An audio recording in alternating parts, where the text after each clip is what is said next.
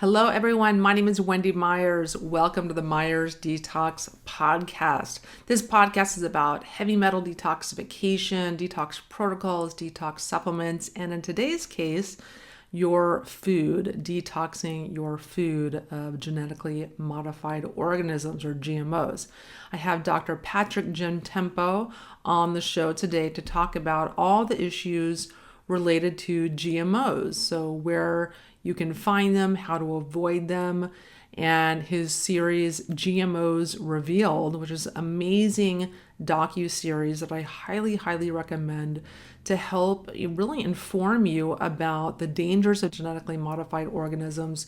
And not only that, not only how they negatively impact your body, negatively impact your gut, and ultimately your immunity and your health, because since the rise of GMOs, we've seen a rash, an increase of asthma and allergies and autoimmune disease, but also the glyphosate, the insecticide that is sprayed on these crops to kill weeds and to dry out the crops before they're harvested, is really causing a huge amount of health issues. There's lawsuits out against Monsanto, the makers of glyphosate.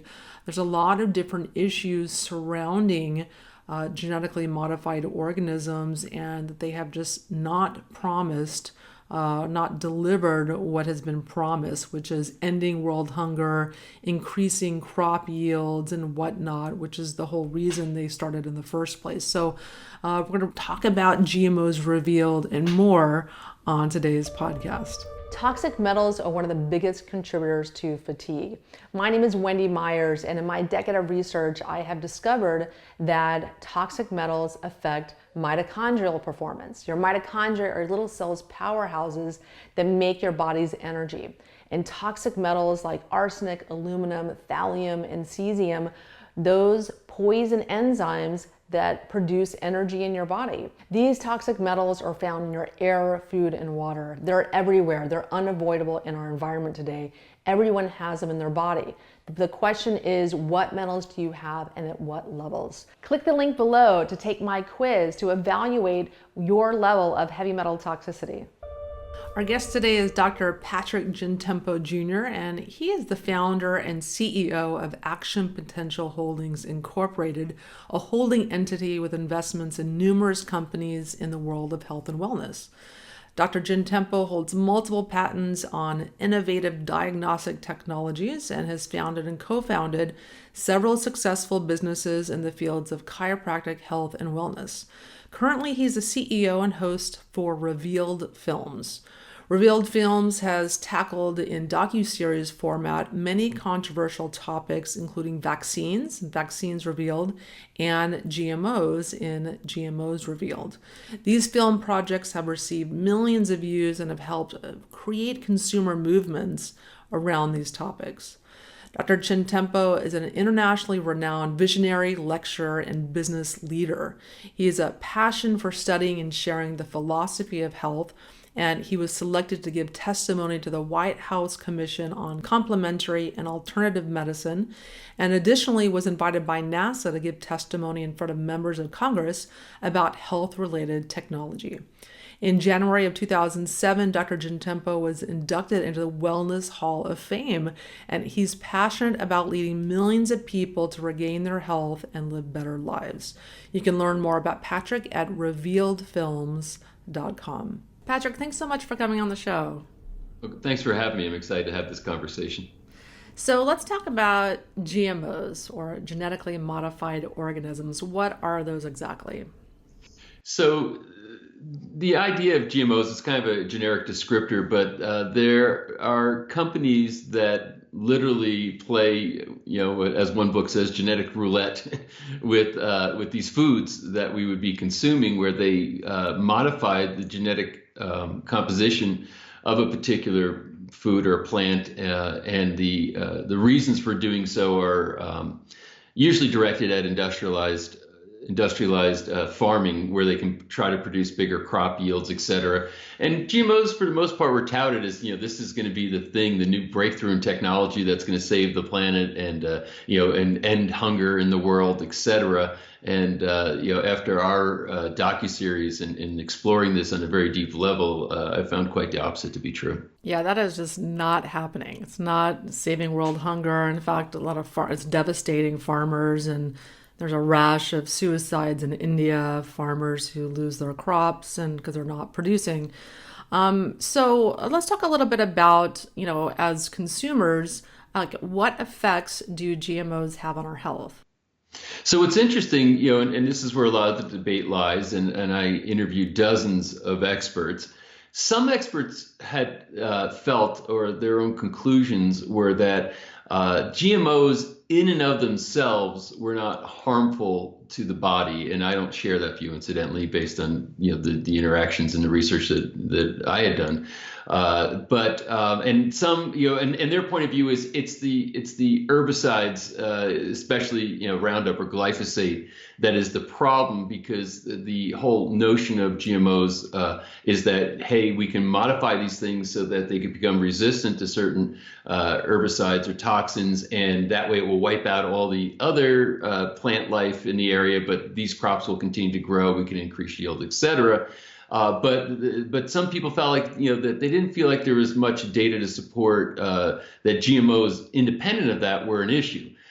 Then there's the other side who said, no, GMOs in and of themselves can create really bad problems and illness and disease in the body, separate from the from what's sprayed on them. But then when you combine the two, you really have a dramatically harmful situation that's ruining the lives of a lot of people and the health of a lot of people.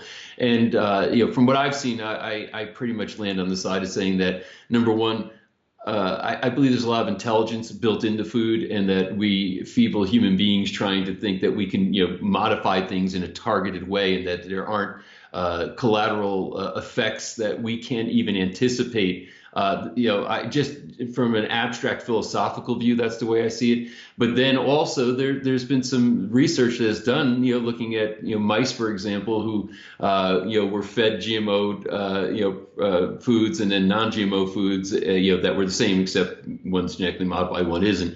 And these mice developed cancers and tumors and all kinds of horrible things. So I think there is evidence to say that that GMOs in and of themselves pose a threat to your health, and then independent of that, of course, the toxins that are sprayed on them have translated into what I think is the greatest environmental disaster of our time. Yeah, because part of the issue is the GMO crops, if they have pollen or other matter that then floats onto neighboring organic crops and then cross-pollinates those, I mean, you really have an environmental disaster of epic proportions, which, I mean, can we turn back that clock now? Can we prevent the unleashing of GMOs into our environment and our food supply permanently? Well, you're hitting on one of the two dimensions of this. One is exactly what you said. The genie's let out of the bottle, and once the genie's out of the bottle, you can't put it back in. And fortunately, there were a lot of prescient people who could see what would happen once this started to unfold, this whole GMO farming phenomenon. And incidentally, I can't tell you the horrible names I've been called along the way.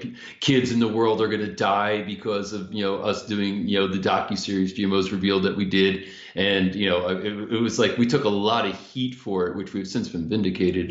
Maybe we'll talk about that a little later. But yes, you're right. The wind blows, and you might say, hey, we have an organic, biodynamic farm over here. We're growing this.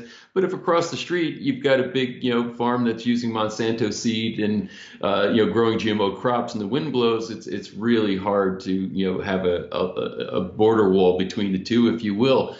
So it starts to become pervasive unless you can find places that are farmed, far enough away from where GMO crops are.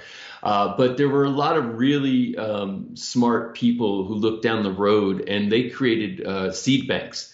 They literally took seeds, heirloom seeds, all kinds of seeds from varying crops, and put them in a bank and, and put them in a protected storage so that one day, if we can, kind of wipe the slate clean at some point in the future, we can now repopulate the planet with non-GMO crops. Yeah, I mean, I think just in and of itself that had to be created speaks to kind of the danger, if you will, to our food supply. And so let's talk about glyphosate. So glyphosate is what's sprayed. It's an herbicide that's sprayed on the genetically modified crops. And there's a huge class action lawsuit against Monsanto, who makes glyphosate, who it's now purchased by Bayer. And there's a huge class action lawsuit for people that are very, very sick, that have non-Hodgkin's lymphoma and other cancers from glyphosate, ingesting it. Yeah, all true. And this is sort of our vindication. And I don't mean to smile because it's really a horrific thing, but I maybe smile a little bit because I'm saying, hey, we were called lunatics and crazies, and we were going to harm the world. And now, the truth is borne out. In essence, glyphosate is the active ingredient in a commercial product referred to as Roundup. And literally, with the advent of GMOs, billions of pounds of Roundup are going into our environment every year, billions of pounds. And this is a water soluble, substance, chemical. So it literally goes right into the soil, and it goes places, which I'll explain in a little bit.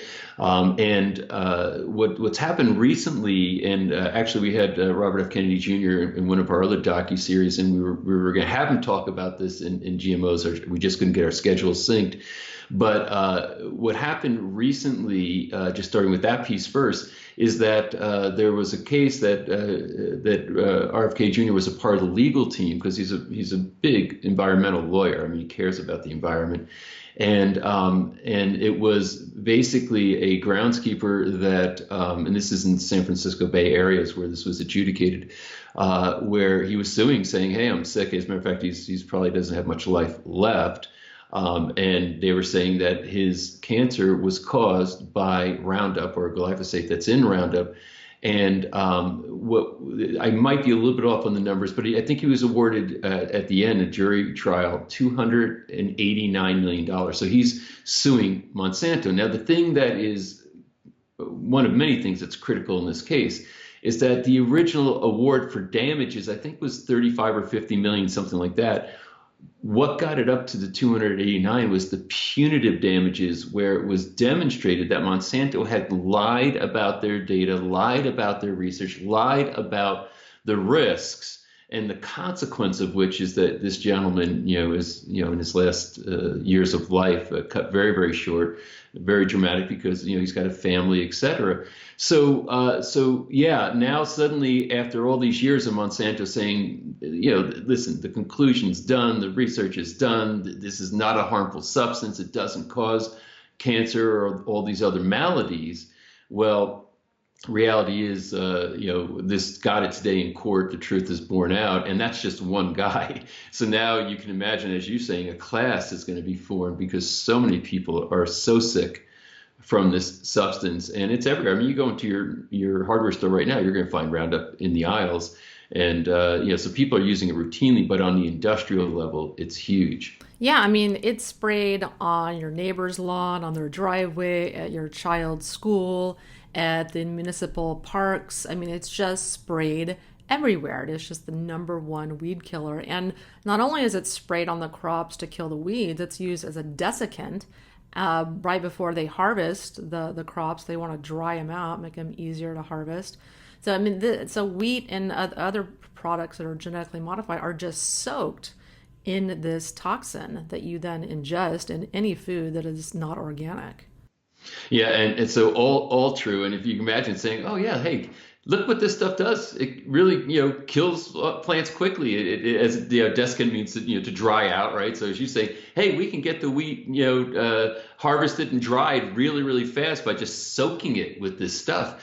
It's horrible that, yes, you don't want to be eating anything that's GMO'd. I mean, when I'm in the store, I'm always looking for the non-GMO foods, because I don't want to expose myself or my family to that. But the majority of it isn't even on the food; it's in the soil. And so what do you think it does there? It kills things in the soil. So as far as the quality or the nutritive value of the soil starts to become now corrupted completely. But my friend, who was we did 3 parts of his interview, Dr. Zach Bush, who's a triple board certified medical doctor who used to do chemotherapy research and then recognized kind of this whole philosophy of health is wrong, and came over to the more holistic side of health and vitalism. But one of the things is he is one of the most articulate people that I know who really understands the gut microbiome, understands how GMO, glyphosate, et cetera, how it adversely affects the gut, creates leaky gut, which leads to all these other kind of strange illnesses that cascade, and people are searching. They don't know why they're sick. They're getting misdiagnosed as a result of treatments. Many times they're toxic and not good. It's a horrible thing. But here's the thing that I was seeing through his presentation, and it just struck me so hard. And we talked about this, when I interviewed him, was that he said, he wanted to do kind of a map saying where are GMOs sprayed and what are the incidences of cancer? Because one of the things that he's noticed in the past 20 years is that the incidence of cancer has redistributed significantly in the United States alone. And he said there's no genetic change in 20 years. That's not possible. So it's got to be environmental. And maybe that has something to do with how glyphosate is sprayed into the environment. So what he did is he started to look at that and look at the distribution of cancer and said, I'm not seeing it really correlate that well necessarily. But then he realized, wait a minute, this is water soluble. And as he started to look at the tributary maps that feed into the Mississippi, and where this all was dragging down and concentrating the further south you went, now it was starting to line up like he did an overlay when I looked at the visual, and it was absolutely startling. And that last 60 miles of the Mississippi between Baton Rouge and New Orleans, they call that area now Cancer Alley. And it's the highest incidence of cancer in the world in that little strip there. And as you see how everything comes down and concentrates in that last little bit right there, you can just see how all this glyphosate that's sprayed in the environment, water soluble, comes down into the Mississippi, and then it comes down to the bottom and concentrates itself right there. Now you start to see the picture unfold, and it's staggering. It's something that is, and now you're saying, wow, I mean, this is all feeding into our water supply, and it's being moved through the country, and literally, people are dying as a consequence of it. So it's a pretty horrific situation. Yeah, and I constantly tell people, water is a huge source of ingestion of toxins. If you're drinking filtered water, you're still showering in water from municipal water sources they're not checked for glyphosate, that are not checked for a lot of different chemicals and toxins that are in them. And so let's talk about GMOs in the gut. So one thing that concerns me is like the Bt toxin that's used in GMO corn. And one thing that it does is it can insert itself into the genetic material of our gut bacteria and change their behavior, change our gut flora, which then changes our immune system functioning, changes the way we absorb food. Can you talk a little bit about how GMOs affect our guts and therefore our immunity and our overall health? Sure. Well, I'd say this, it's kind of a contextual thing, but, we're considered the host by many people. But the reality is, I think we're living at the pleasure of these gut bacteria more so, because there's a lot more of those cells than there are human cells in the body. And so suddenly now, if we start to disrupt the balance of the microbiome, we're looking at all kinds of really bad problems.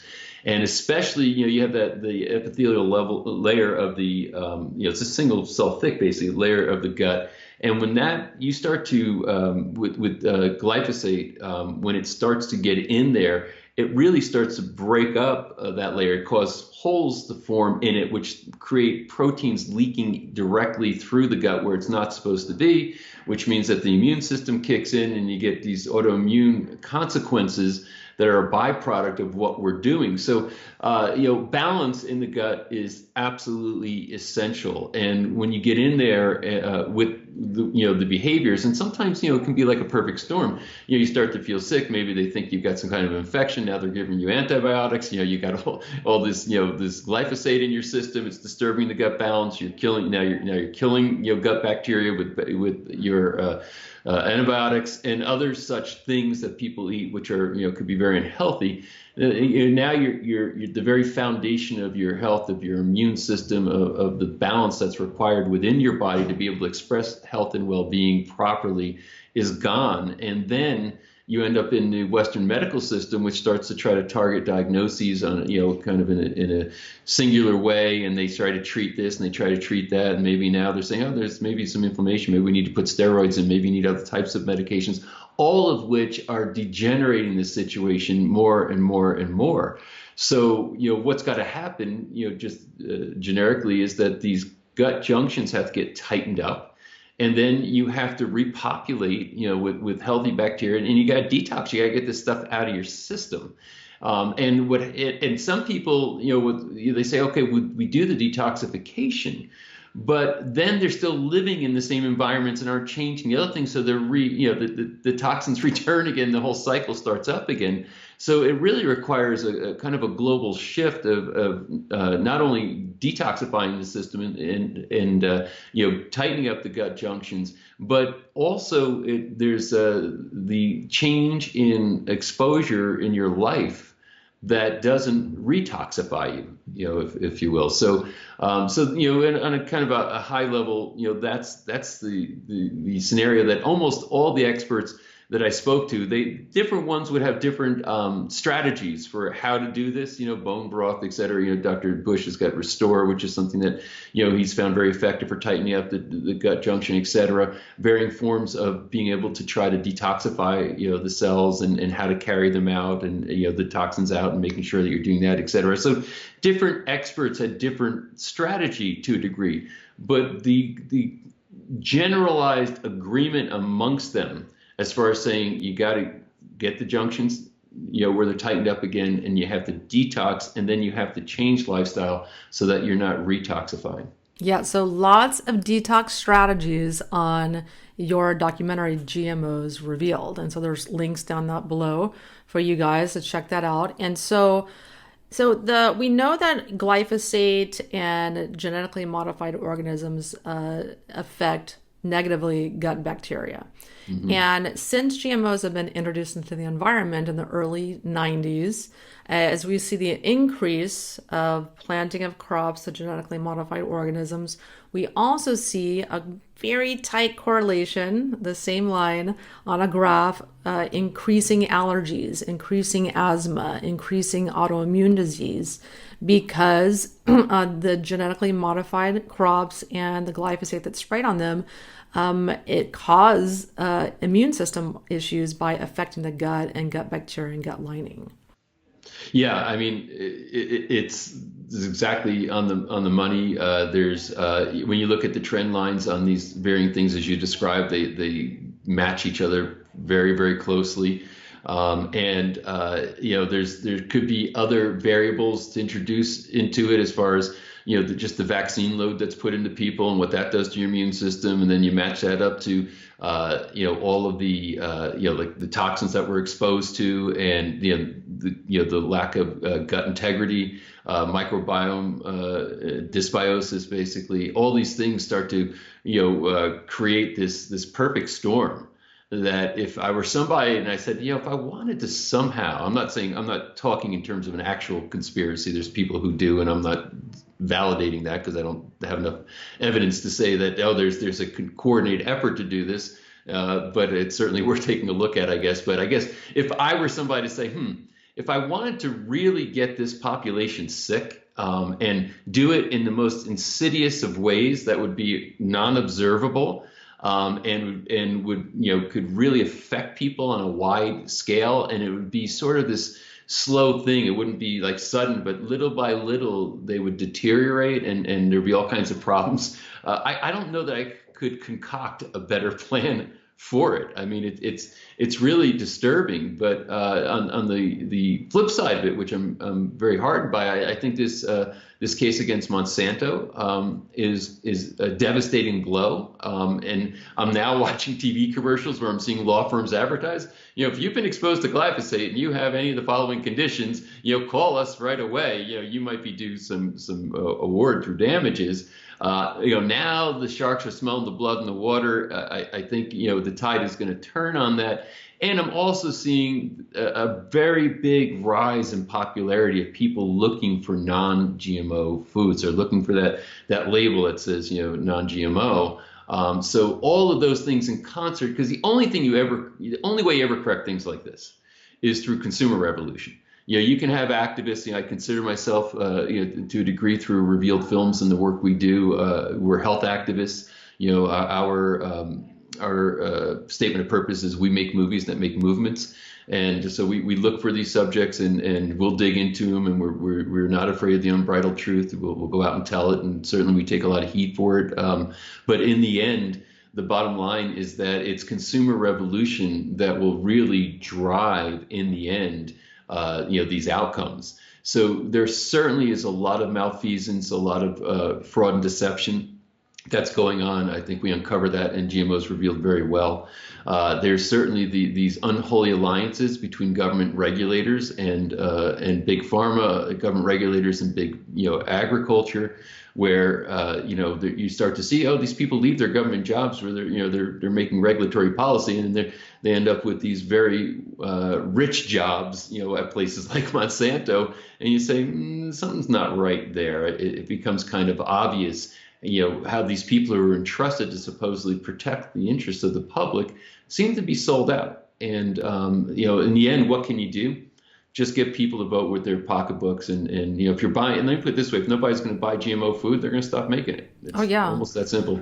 Yeah, and that's why I really, truly respect your work and what you're doing, because you do put yourself at risk. I mean, you do, by going up against these multi-billion-dollar corporations that have just so much money at their disposal to quiet people that are trying to get the word out, because we know that they have huge arms of public relations departments, and they spend millions of dollars removing research, legitimate research, discrediting researchers that are trying to get the word out about GMOs, and filmmakers and other people on social media that are trying to also get the word out to people. So why did you want to create this docuseries, GMOs Revealed? You're right. It's pretty vicious. And I guess, if you'd asked me a couple of years ago, would I be in this business? I mean, my background is I started life as a chiropractor. I've always had, a holistic view of things. I developed diagnostic technologies while I was in practice. I got patents on, and found myself in the business side, as a provider of technology and services, for healthcare providers. And then over time, I started, we had pretty good resources. My company was growing pretty big, and I had a purpose in life. So I started to really want to speak out on varying topics. And what happened is, my partner in this business is a filmmaker, documentary filmmaker named Jeff Hayes, and I had been interviewed in his documentaries on some issues such as what we're talking about now, but health-related issues, and that were very, very controversial, somewhat polarizing, but I had strong positions and I wasn't afraid to speak them. So we got started, and the first thing we did was a thing called Vaccines Revealed, and I went to Jeff and just said, hey, it's getting very militant. I think parents should have the right to choose whether they want to vaccinate their children, and they need to know the truth, because there's a CDC whistleblower, people being lied to, same kind of a thing. And I said, can I get some of that footage? He said, well, I'll do one better. I'll partner with you, and let's go out and really make this film right and expand on it. And that's what we did. And once we got through that project, which had a fairly significant impact on things and drew a lot of heat, we said, well, what's the next thing we think we should be talking? We said, wow, I think we made a difference. Let's do another one. And then the next one was the GMOs, because that was as big an issue as I could possibly see in the world. I mean, it's affecting every. You're talking about affecting the food supply. You're affecting everybody. And it wasn't even saying, hey, do I have a choice? Do I have a choice? It's insidious. It's below the surface. People don't even know that billions of pounds of glyphosate go into the environment, and what GMOs do, and whether the food they're eating is GMO'd or not. So we just said, I don't know, it's maybe it's a compulsion that when I see that people are being injured and it's being done through lies and deception, and I know about it, I don't know how to stay quiet. And yeah, maybe it's not the best thing in the world when you've got a career and a reputation and a family, et cetera. But I'm a very big fan of the adage that all it's necessary for evil to prevail is for good people to do nothing. Yes, and I love what you say that we have to vote with our dollars. So I don't shop at Whole Foods anymore. I go because it's largely owned by Big Agri. A lot of those the food manufacturers there, the organic brands are being bought out by Kraft and some of the other larger companies because organic is the only growth sector in the grocery industry. But I shop at small companies, small health food stores, and only buy organic and grass-fed and pastured food and whatnot, because that's what we have to do, just not engage and buy those products. Yeah, I was going to say that's a perfect example of how you can vote with your wallet and the economics, the economic drivers of a supposedly free society. It's not all that free, but the economic drivers are what can create. Because we feel like, wow, the corporations are so powerful, and they are, and they can influence Washington, and they do.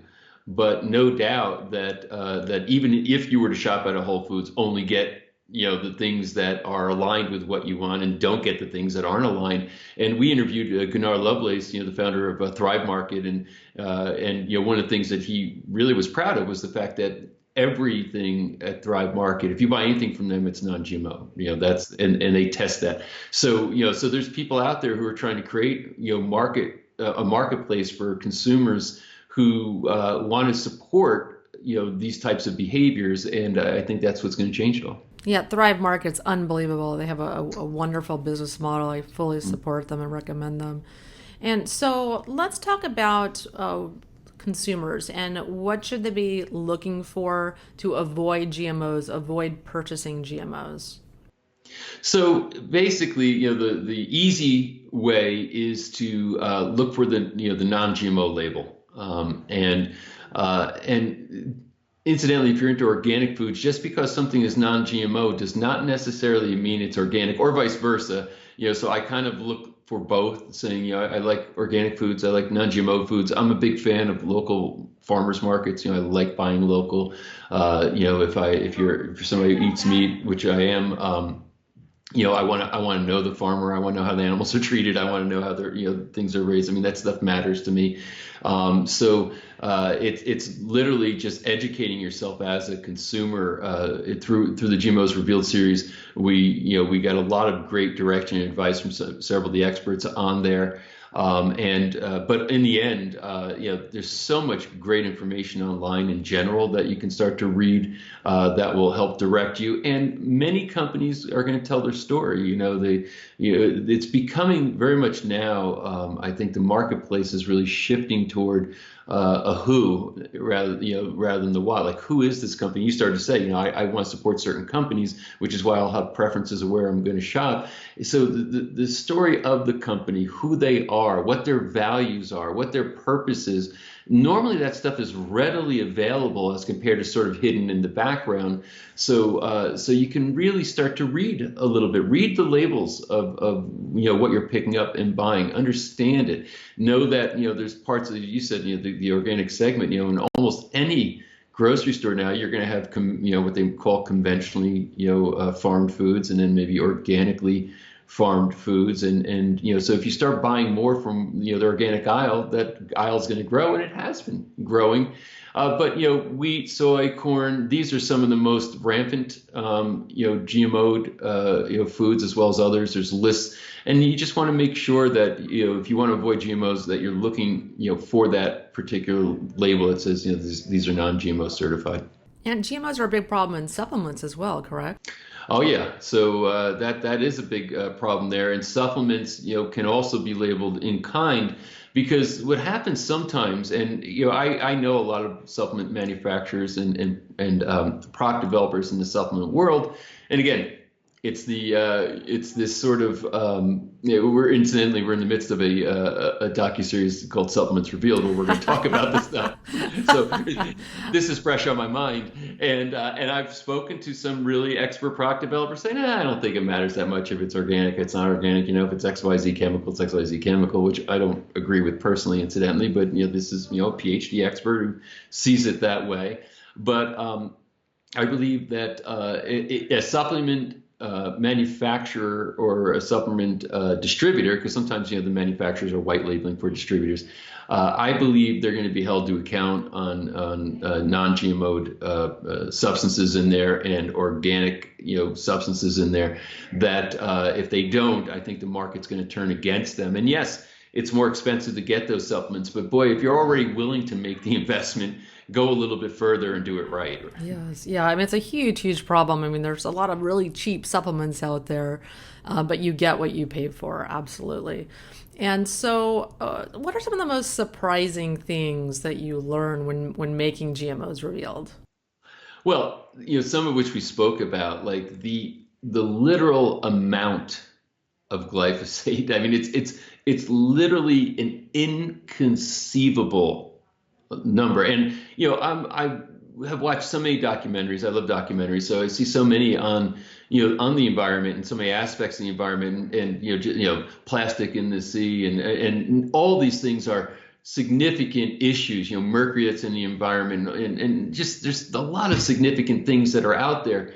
But I'm shocked that people aren't literally screaming from the rooftops about the whole glyphosate thing. We're talking per year billions of pounds of glyphosate. It's an inconceivable amount, and it's water soluble, and it lasts 50 years. Yeah, I mean, there's no point in doing glyphosate testing on you. Everyone has glyphosate in their tissues. Everyone. Yeah, some people, I didn't verify the research they were citing, but people in our docuseries said that like 90% plus of people test positive for glyphosate in their urine. So it's unavoidable, which is why I think your work is so important. I wish we lived in a place where detox was for certain people, who just happened to, not make good decisions in their past. Literally, you could be making the best decisions health-wise ever. You're still exposed to toxins. You still need to detoxify. That's the bottom line. And glyphosate is one of the greatest culprits in the history of man. Yeah, I mean, you have to be so vigilant in your environment, your home environment at least, because I had a new gardener, said I do not want any pesticides. I do not want any toxins.